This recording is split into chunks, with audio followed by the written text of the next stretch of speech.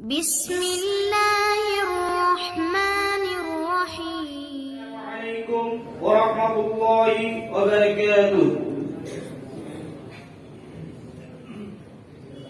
الحمد لله الذي أرسل رسوله بالهدى ودين الحق ليخرج الناس من الظلمات إلى النور بإذن ربهم إلى صراط العزيز الحميد. وأشهد أن لا إله إلا الله وحده لا شريك له، وأشهد أن محمدا عبده ورسوله صلى الله عليه وعلى آله وصحبه ومن تبعهم بإحسان إلى يوم الدين وسلم تسليما.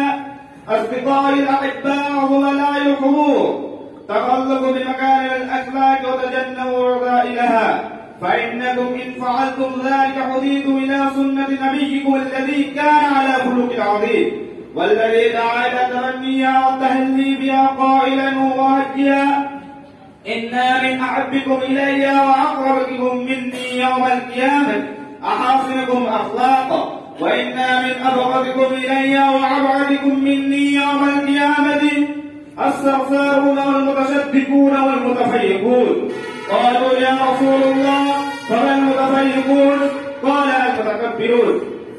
ففي هذا الحديث الشريف قد وضع النبي صلى الله عليه وسلم بشكل جميل إخوتي في الله، ثم ينتقل الرسول الكريم صلى الله عليه وسلم فيبين في الحديث الشريف منزلة الفريق الثاني، أولئك الذين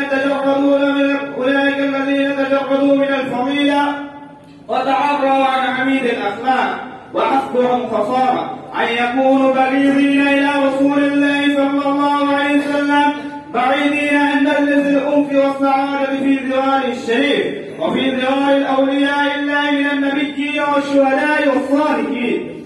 فما أعظم خسارة أولئك وما أشد ندامتهم.